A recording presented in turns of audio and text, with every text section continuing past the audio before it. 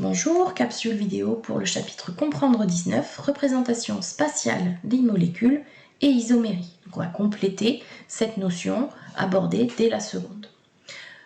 Cette capsule vidéo se fera en deux parties.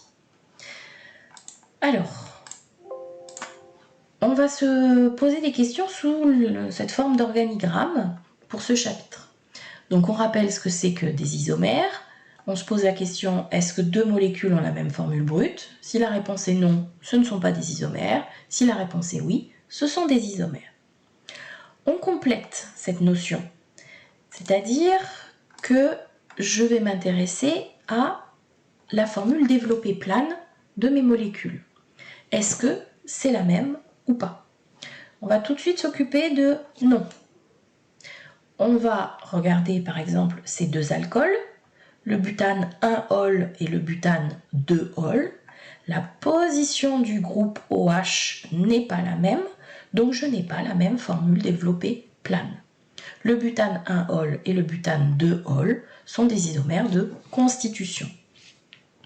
Si je regarde ici cette fonction aldéhyde, et là, fonction cétone. Deux fonctions différentes sur un enchaînement de 3 atomes de carbone. La formule brute sera la même, mais pas la formule développée plane. Donc ça, ce sont des isomères de constitution. Alors maintenant, la réponse à la question formule développée plane est oui. Il faut aller regarder et comparer les structures dans l'espace de ces molécules. Donc à travers, par exemple, les modèles moléculaires. Le problème du modèle moléculaire, c'est qu'il est à 3 dimensions, il ne peut pas se recopier sur le cahier. Donc on va avoir besoin d'une nouvelle représentation. L'année dernière, vous avez appris la représentation topologique. On va avoir une nouvelle représentation pour donner cette illusion de la 3 dimensions. C'est ce qu'on appelle la représentation de Crabbe. Alors, elle va être valable, et souvent on va l'utiliser pour représenter un atome particulier de la molécule, à la limite 2 atomes enchaînés dans cette molécule. Un atome de carbone, toujours simplement lié, va se trouver au centre d'un tétraèdre. Et on va essayer de donner cette illusion de 3 dimensions dans le cas d'un tétraèdre. Donc pour ça, je regarde la convention qui a été donnée ici. Vous voyez que j'ai 4 liaisons, mais pas représentées de la même façon. En fait, je vais avoir des liaisons correspondant à des liaisons dans le plan, qui elles sont représentées par ce qu'on connaît déjà, ces traits simples, comme ceci. Et puis j'ai des liaisons qui vont être représentées par ce triangle-là, un petit peu épais. Autrement dit, que l'on voit bien.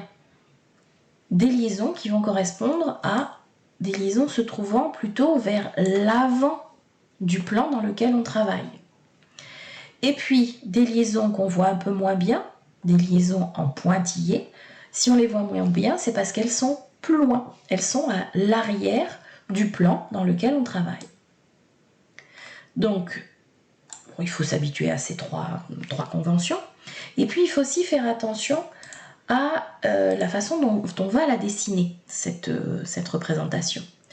Il faut respecter ici un angle d'environ 120 degrés entre les deux liaisons qui se trouvent dans le plan.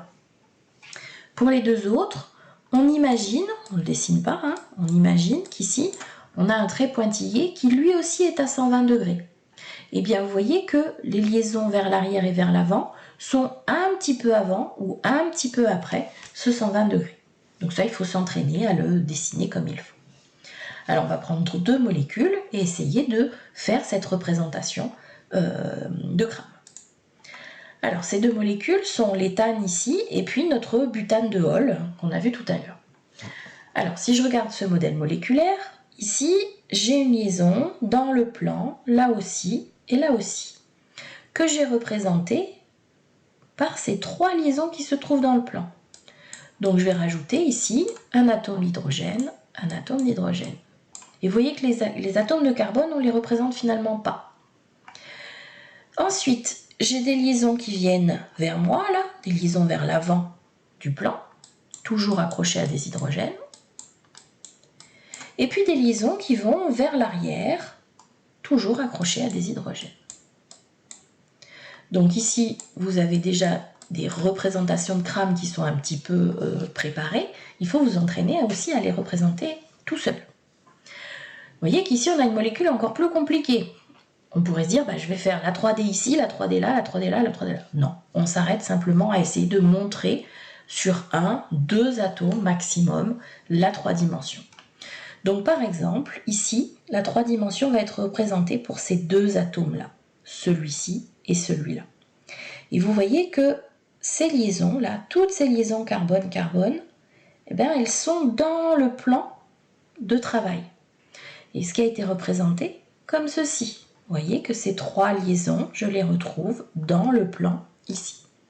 Du coup, je peux déjà voir que à l'extrémité ici et à l'extrémité là, se trouvent des groupes CH3.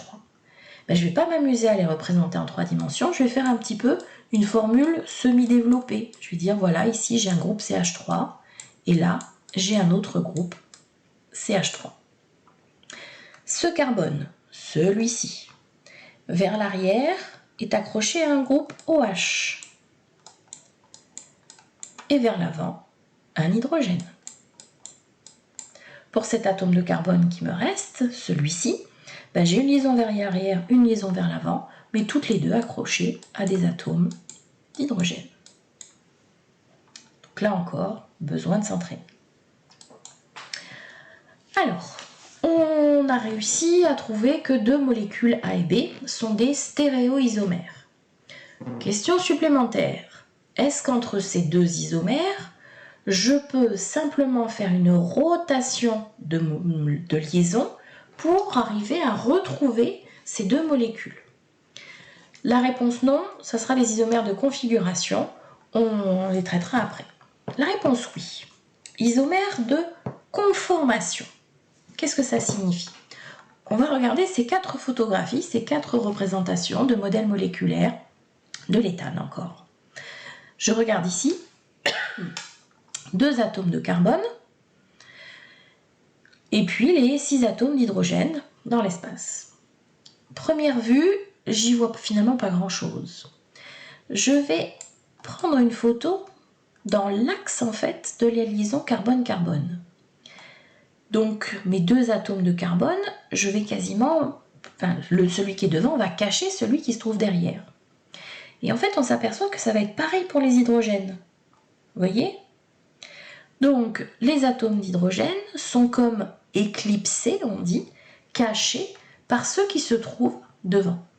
Et bien ça, c'est une conformation particulière de la molécule d'éthane. Celle qui se trouve en dessous, on retrouve 2 atomes de carbone, 6 atomes d'hydrogène, ok. Puis vous voyez bien quand même que ça ne ressemble pas tout à fait. Les positions des liaisons ne sont pas tout à fait les mêmes. Ça va mieux se voir encore si je fais toujours une photo en regardant dans l'axe de la liaison carbone-carbone. Donc mes 2 carbones se masquent l'un l'autre. Et puis vous voyez par contre que pour les hydrogènes, ça n'est plus le cas. J'arrive à tous bien les distinguer. Ils se sont décalés l'un par rapport à l'autre. Eh bien ces 2 molécules, c'est toujours de l'éthane, ce sont des isomères, et je peux passer d'une molécule à l'autre simplement en faisant tourner la liaison carbone-carbone. Je vous montre une vidéo, ici, qui va vous montrer la molécule d'éthane, ici, dans une représentation un peu difficile. Et puis, je me place toujours dans l'axe là de la liaison carbone-carbone. Et donc, vous voyez qu'ici, j'ai mes 6 atomes d'hydrogène visibles. Ils sont tous décalés l'un par rapport à l'autre. Je lance ma vidéo. Et autrement dit, je lance ici la possibilité de faire tourner la liaison carbone-carbone. Ce que je vois beaucoup mieux ici, c'est que finalement, ces atomes d'hydrogène vont évidemment tous tourner ensemble et vont se décaler progressivement l'un par rapport à l'autre. Et puis là, au contraire, top ici, ils étaient tous éclipsés l'un par rapport à l'autre. Ce qui est représenté sur cet axe, c'est l'énergie en fonction de l'angle de rotation que l'on effectue sur la liaison carbone-carbone. Donc, je vais fermer la vidéo et on va revenir ici, c'est représenté. Donc vous voyez qu'on a deux représentations possibles qu'on a déjà un petit peu dessinées pour l'éthane. Cette conformation où en fait chacune des liaisons éclipse celle qui se trouve à côté. Et puis de l'autre côté, cette représentation où au contraire tous les atomes vont se trouver décalés les uns par rapport aux autres. Je ne redessine pas les hydrogènes, vous pouvez les refaire, ils sont accrochés sur toutes les liaisons. Le diagramme d'énergie, alors, si je reprends cette forme éclipsée, les deux atomes d'hydrogène ici vont créer des tensions l'une contre l'autre. Rappelez-vous qu'un atome, c'est quand même majoritairement un nuage d'électrons, et nuage d'électrons contre nuage d'électrons, ça a plutôt tendance à se repousser. Donc ça crée des forces de répulsion. Et c'est valable pour ces deux atomes, mais aussi, je voulais reprendre, voilà, mon pointeur, mais aussi pour ces deux atomes ou pour ces deux-là. Donc ça va correspondre à une forte énergie qu'on va retrouver sur ces maximums ici d'énergie. Et inversement, quand je suis dans ces formes décalées, il y a moins d'interaction entre cet atome et puis il n'y a rien en face. Donc moins d'interaction avec les atomes qui se trouvent autour. Donc une énergie plus faible qu'on va trouver là. Donc au sommet, toutes les formes éclipsées et au minimum, toutes les formes décalées. Voilà pour nos conformères. On revient à les isomères de configuration, c'est-à-dire que je ne peux pas simplement faire des rotations de liaison pour passer d'une molécule à l'autre. Je me pose encore une autre question. Est-ce que les deux molécules que j'ai peuvent être images l'une de l'autre dans un miroir? On verra le oui dans la deuxième partie. Je m'intéresse au non, puisqu'en fait, vous allez retrouver des isomères que vous connaissez déjà. Les diastéréoisomères. Donc ce sont des molécules qui ne sont pas superposables, même après avoir essayé de faire des rotations de liaison. Ce sont des molécules qui vont avoir des propriétés physiques et chimiques différentes. Et on va essentiellement retrouver les couples ZE pour les molécules à double liaison.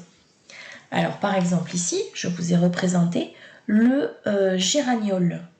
Le géraniol, il va avoir une double liaison carbone-carbone ici, avec 4 groupes différents. Il a une double liaison ici, mais avec les deux CH3, on ne peut pas parler d'isomère ici. Ici, si vous vous souvenez, on place l'axe de la double liaison et on regarde où se trouvent les plus gros groupes. Pour cet atome de carbone de ce côté, pour cet atome de carbone de ce côté. Autrement dit, de part et d'autre de la double liaison. Ça, c'est l'isomère E. Le géraniol va avoir une odeur de rose qu'on utilise en parfumerie. Si je prends son isomère, je suis obligée de casser la liaison qui est ici. Je ne peux pas simplement faire tourner la double liaison carbone-carbone. Elle ne tourne pas, cette double liaison carbone-carbone. Et si je casse cette liaison, je vais obtenir, je vais obtenir, voilà, son isomère. J'ai cassé cette liaison et je l'ai déplacée ici. À ce moment-là, on a une espèce chimique qui a encore la même formule la même formule brute, une formule topologique quasiment la même, mais par contre une représentation dans l'espace un petit peu différente. Ça, ce sont des isomères de configuration qui ne sont pas images l'un de l'autre dans un miroir, ce sont des diastéréoisomères. Donc on avait le E ici, ça c'est le Z, les deux groupes sont du même côté de l'axe de la double liaison. Et lui en fait il va avoir une odeur de fleur d'oranger. Voilà pour cette première partie.